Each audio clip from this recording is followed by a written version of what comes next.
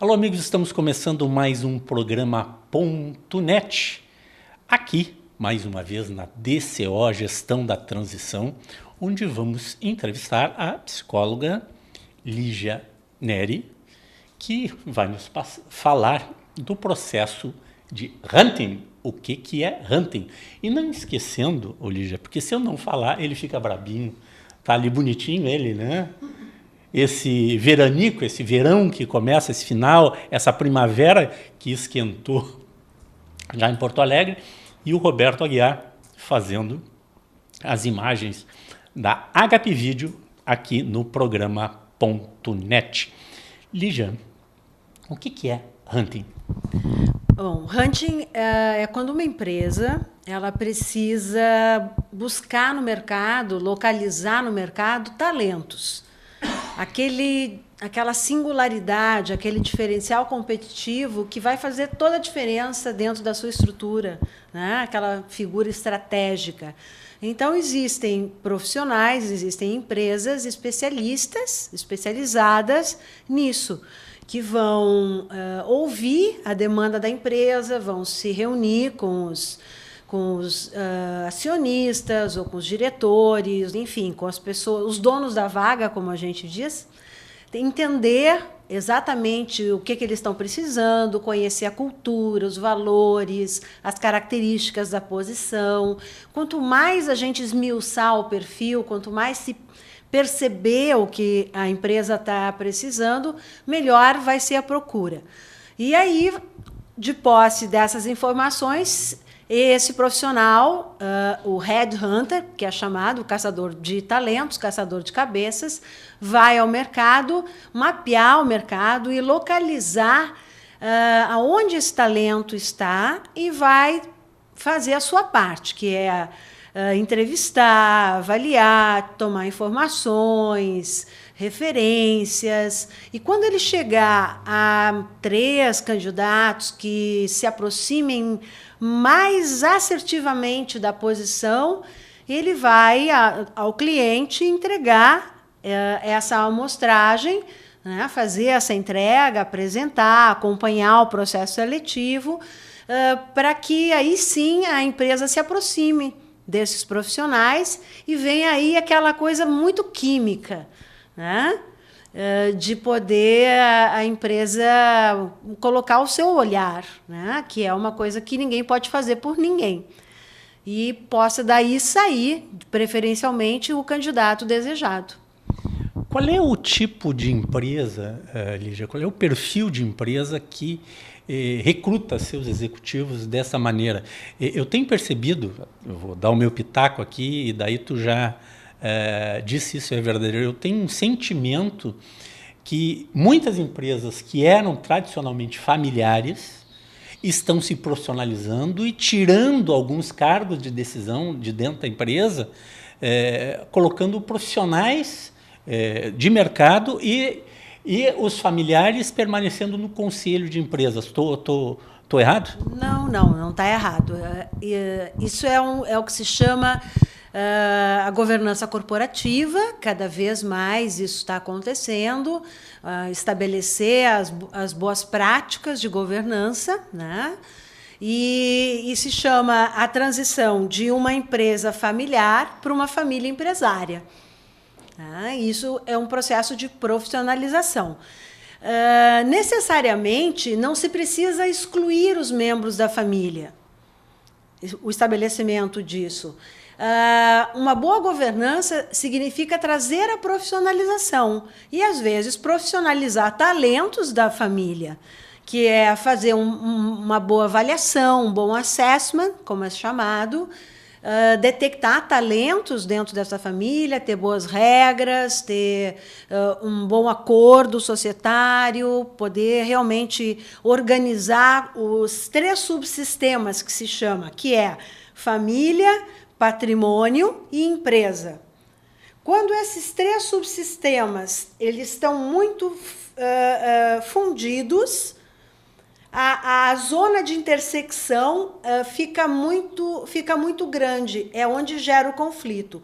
Então, um bom trabalho de governança significa desfusionar esses 3 círculos, criando fóruns, regras de funcionamento claras para essas estruturas, para a família, para o funcionamento da família ser sadio, adequado, para a empresa ter o funcionamento adequado, preciso, mais estruturado, e o patrimônio também. Né? Mas cabe dentro dessa estrutura dos 3 círculos, como se chama, também uma estrutura onde a família fica fusionada com a empresa. E ali também há espaço para talentos da família poderem atuar. Desde que dentro de regras claras, tendo consciência do ônus e bônus que tem ser um profissional familiar. Ele tem 2 bonés. Normalmente, um profissional de uma família, ele vai ter que provar que ele é melhor do que um profissional de fora. Não tem muita escapatória em relação a isso. Ele vai ter um ônus, às vezes, um pouco maior em relação a isso. Assim como no mercado, um profissional que, no hunting, assim, dentro da minha história profissional como headhunter, que foi muito tempo, assim, de poder perceber que um executivo que saiu de uma empresa familiar e vem a mercado, dele poder provar ao mercado que ele é um bom profissional e dele ter muita dificuldade de conseguir uma boa colocação, porque o mercado tem um certo preconceito dizendo assim, ele deve ter ficado nessa empresa, por mais sucesso que a empresa tenha, porque ele é filho do dono ou ele é sobrinho do dono, não necessariamente porque ele é talentoso. E isso, às vezes, é uma tremenda injustiça, porque a pessoa, muitas vezes, é extremamente talentosa, embora muitas empresas familiares abriguem também pessoas não talentosas dentro das suas estruturas e abriguem só porque são membros da família. Isso também é real, assim como se abriga dentro de empresas não familiares, profissionais que não são talentosos. Né? Lígia, eu também percebo que essas empresas familiares já vamos lá, eu não vou dizer quando eu saí da faculdade, mas no tempo que eu ainda estava na faculdade, lá nos anos 80, vou revelar, não tem problema, a gente é experiente, né? Idade é experiência, né? Já muitas empresas naquela época, eu tive muitos colegas na Universidade Federal do Rio Grande do Sul que foram colocados lá, né? Olha, para passar na URGS, o cara tinha que estudar muito, era uma loteria não muito fácil, e eu tive vários colegas que eram filhos de grandes empresários, que se tornaram grandes empresários e outros não, olha, não deu certo. Né? Mas eu já via lá naquela época, nos anos 80, então, vamos lá, estamos há 30 anos, um início de profissionalização das famílias. Isso está cada vez mais intenso? Cada vez mais intenso. Né? Existem, hoje, instituições especializadas na condução disso, consultorias, inúmeras consultorias, profissionais maravilhosos conduzindo esses processos, ajudando famílias e empresas nesse trabalho, institutos como o IBGC, o Instituto Brasileiro de Governança Corporativa, que ajuda tanto membros de família como formação de conselheiros, também conselheiros profissionais, independentes, que vão atuar dentro dos conselhos tributários, dos conselhos de administração, dos conselhos de família, apoiando dentro das rotinas, né, da governança. Então, realmente, isso tem acontecido fortemente. Até porque, por exemplo, numa empresa que quer fazer abre capital, ou quer fazer um aporte financeiro, e muitas regras para isso exigem o estabelecimento de uma governança estruturada. Não é nenhuma escolha. Na maioria das vezes é uma obrigatoriedade. Né? Um aporte de um banco, alguma coisa assim, é obrigação de fazer de manter uma governança estruturada, né? Bem estruturada. Estabelecer esse processo, de iniciar esse processo.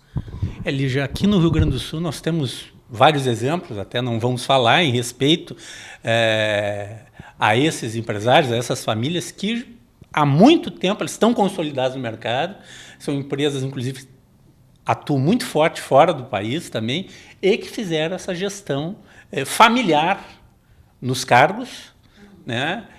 Só está lá quem realmente tem condições, né?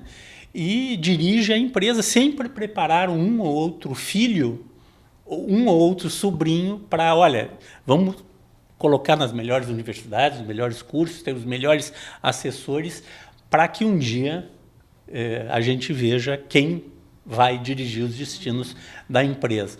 Então, existem famílias que apostam na família, mas existem famílias que também já chegaram, não, nós vamos todos para o conselho e vamos profissionalizar a empresa. Sim. Sobre isso, eu gostaria de falar contigo depois de um rápido intervalo aí que o Bob está sinalizando, ele faz sinais ali que um dia eu quero um dia filmar o Bob enquanto ele faz o programa. Esse é o Ponto.net.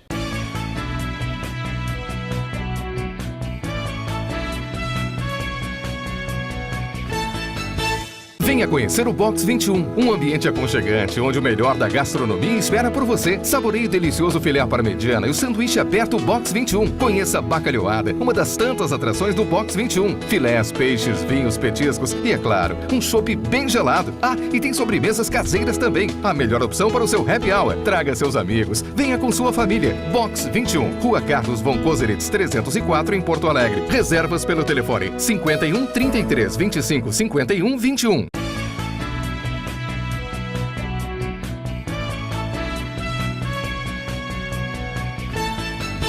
Voltamos com o programa .net, estamos conversando com a psicóloga Lígia Neri, da DCO, Gestão da Transição.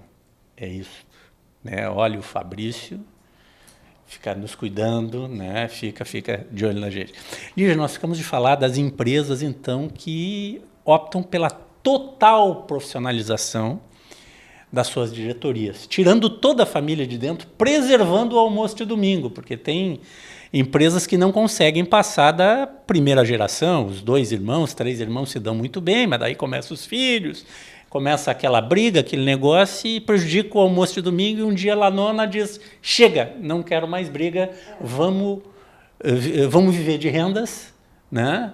E tem muitas famílias que fizeram isso e as suas empresas sobreviveram, outras que não fizeram, as empresas já não existem mais ou minguaram, foram divididas em 2, 3, 4 pedaços e deixaram de ser grandes empresas. Qual o papel do Headhunter junto a essas empresas que optam por esse tipo de ação? Em vez de profissionalizar a família, pedem socorro, dizem, não queremos, todo mundo vai sair.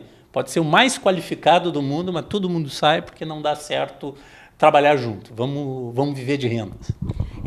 Essa questão de não dar certo trabalhar junto é porque, por exemplo, quando são 2 irmãos que começaram um negócio, ou pais e filhos que começaram um negócio, esses foram sócios que se escolheram. Mas, a partir daí, as próximas gerações já passam a ser sócios que não se escolheram. Não necessariamente que não se amam como familiares, mas não se escolheram para ser sócios.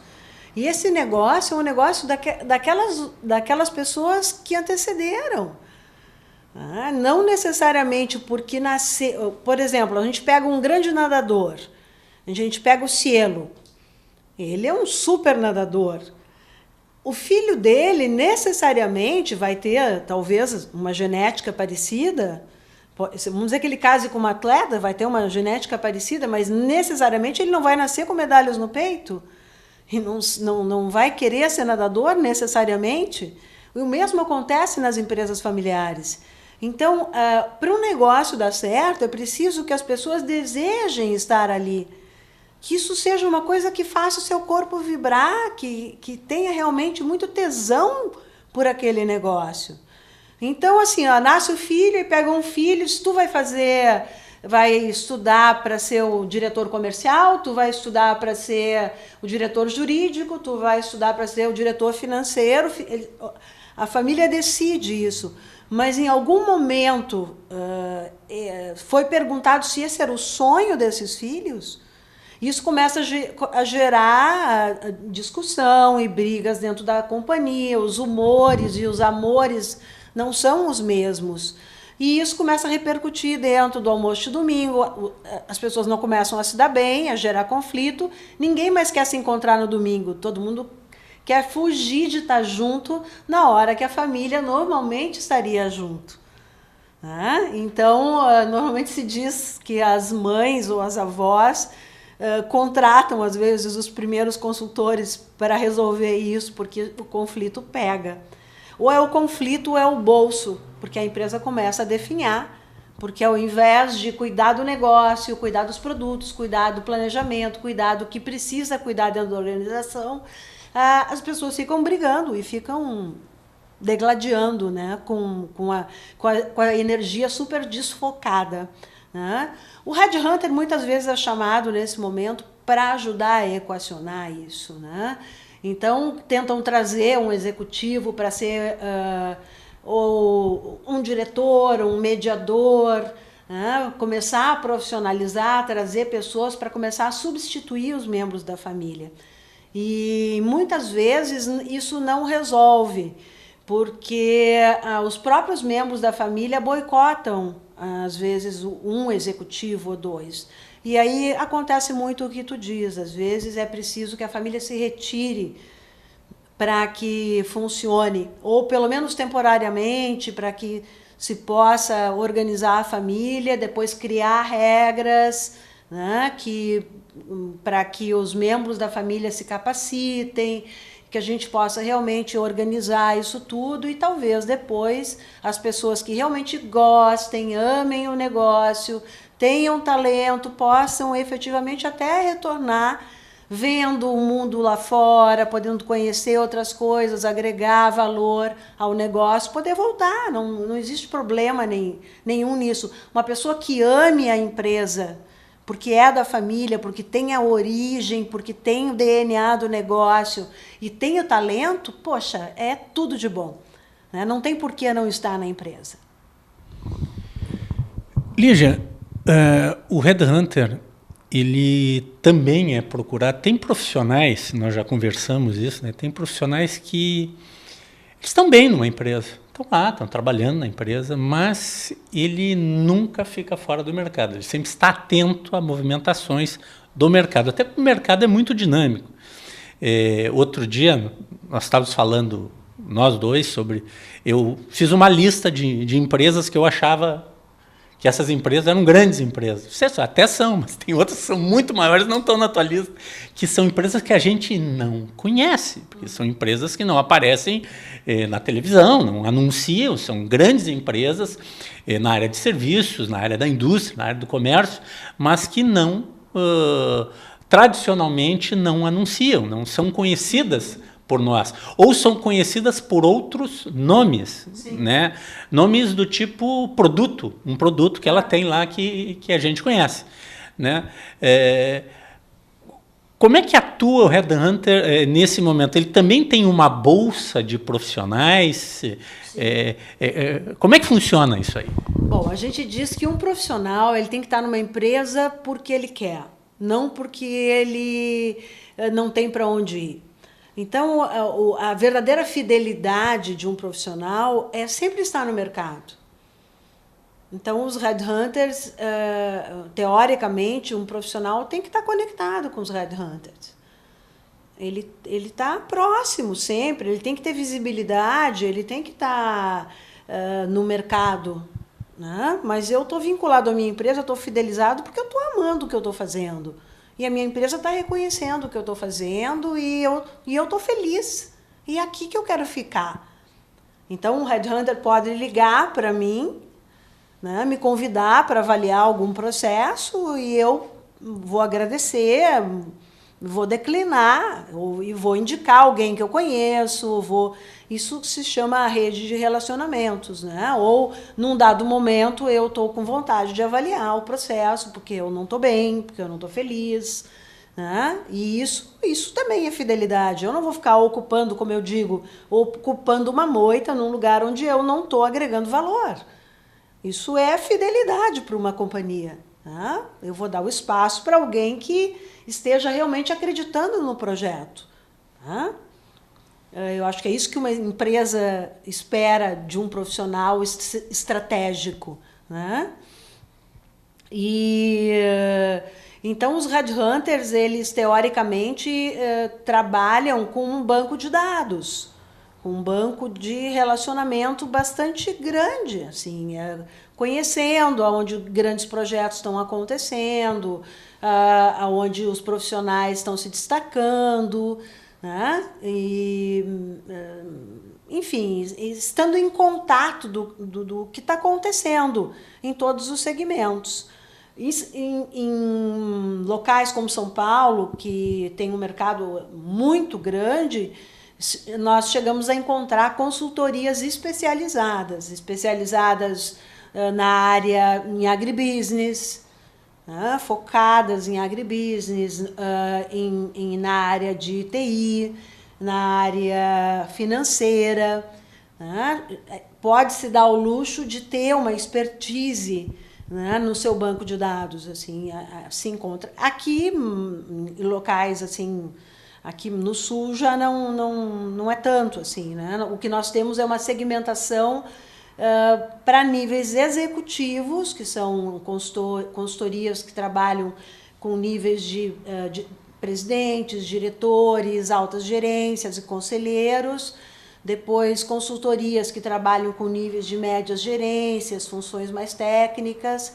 Mas o que são chamados os headhunters, que são conhecidos como headhunters, são os caçadores de cabeças mais estratégicos, assim, né? Que são os altos executivos, né? São as pessoas realmente, as moscas de cabeça branca, aquelas figuras que são realmente muito importantes e não importa se elas estão no mercado ou se elas estão trabalhando, a gente vai localizar onde elas estiverem.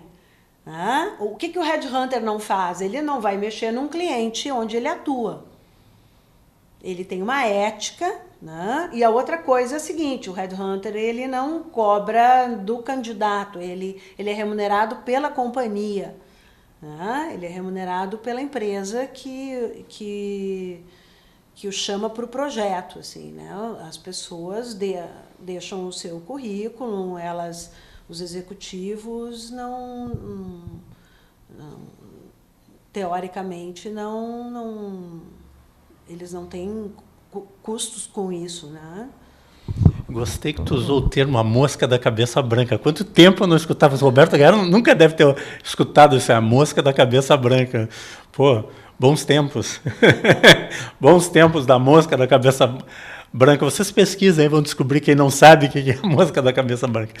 Ô, Lígia, dentro desses headhunters, surge uma oportunidade e o headhunter tem... muitos deles trabalham com coach também, né? Eles... Olha, eu não tenho o cara...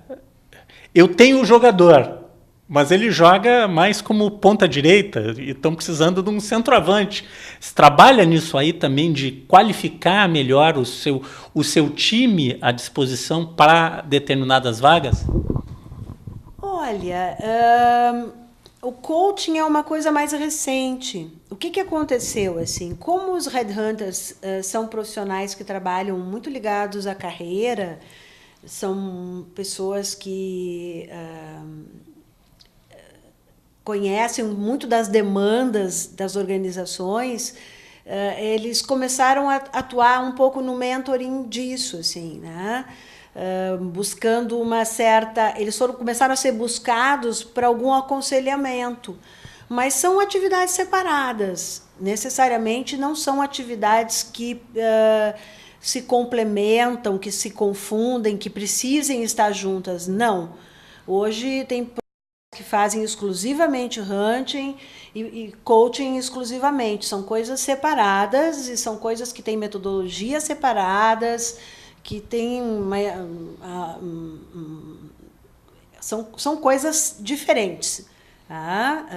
Se algum profissional pode fazer perfeitamente, pode ter formação para isso, mas são atividades isoladas, assim, né? E é muito rico, mas são isoladas, não são coisas que se confundam, assim, né? Não tem necessariamente a ver uma com a outra, né? Bom, nos próximos episódios, eu posso dizer isso aí, nós vamos falar um pouco mais da gestão da carreira, né?